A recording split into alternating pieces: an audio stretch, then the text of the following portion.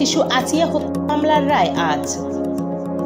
মাগুরায় আলোচিত শিশু আসিয়া হত্যা মামলার রায় আজ শনিবার ঘোষণা করা হবে। ন্যায় বিচারের অপেক্ষায় আছেন আসিয়ার পরিবার ও মামলার বাদীপক্ষ। গত 13 মে মঙ্গলবার যুক্তিতর্ক উপস্থাপন শেষে আদালত রায় ঘোষণার জন্য আজকের দিন ধার্য করেন। মামলার সাক্ষ্য গ্রহণ ও আসামি পরীক্ষার প্রক্রিয়া সম্পন্ন হওয়ায় আদালতে রাষ্ট্রপক্ষ ও আসামি পক্ষের আইনজীবীরা বিস্তারিত তথ্য, প্রমাণ ও যুক্তি তুলে ধরেন। মূল আসামি হিটু শেখ, যিনি আসিয়ার বোনের শ্বশুর, গত 15 মার্চ আদালতে স্বীকারোক্তিমূলক জবানবন্দি দেন। তিনি হত্যা চেষ্টায় একাই জড়িত থাকার কথা স্বীকার করেন। তবে 13 এপ্রিল মামলার তদন্ত কর্মকর্তা মাগুরা সদর থানার পরিদর্শক 4 জন আসামির বিরুদ্ধে অভিযোগ এনে আদালতে তদন্ত প্রতিবেদন জমা দেন।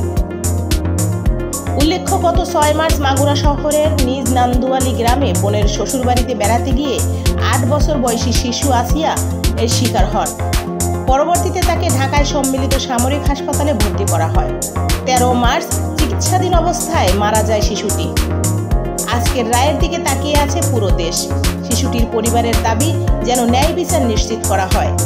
সামনে শনিবার 17 তারিখ রায় ঘোষণা হবে এবং এই রায় ঘোষণায় সরকার 1 নম্বর আসামি হিটুর সাথে ফাঁসি দেয় এবং এই 3 জনের সদস্য শাস্তি, সেই শাস্তি অনুযায়ী সরকার, এইটুকু আমার আবেদন।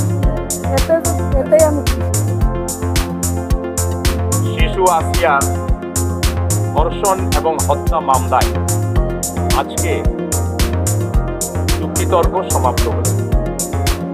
বিজ্ঞ বিচারিক ট্রাইব্যুনাল আগামী 17 মে 2025 এই মামলার রায় প্রচারের জন্য দিন ধার্য করেছে। বিজ্ঞ আদালতের কাছে বলেছি যে এই মামলায় যে 29 জন সাক্ষী সাক্ষ্য দিয়েছে, মৌখিক এবং দালিলিক সাক্ষ্য, এই বিজ্ঞ আদালতে উপস্থাপিত এবং দাখিলকৃত সাক্ষ্যাদি পর্যালোচনায় দেখা এভিডেন্স অ্যাক্টের সেকশন 3 অনুযায়ী এই মামলার প্রসিকিউশন তার আনিত অভিযোগ প্রমাণ করতে সক্ষম হয়েছে। আমরা বিজ্ঞ আদালতকে বলেছি যে একটা শিশুর প্রতি যে নিষ্ঠুর, অমানবিক, পৈশাচিক এই ধরনের বিকৃত রুচি সম্পন্ন যে আচরণ করা হয়েছে, যা কিনা আমরা সাক্ষ্যতে পেয়েছি, মেডিকেল এভিডেন্সে পেয়েছি, বাংলাদেশের বুকে এই ধরনের কেউ যেন কোনো দ্বিতীয়বারের মতো কোনো নারীর সাথে, কোনো শিশুর সাথে এই ধরনের পৈশাচিক বর্বরসুলভ আচরণ যেন করতে না পারে, সেই জন্য দৃষ্টান্তমূলক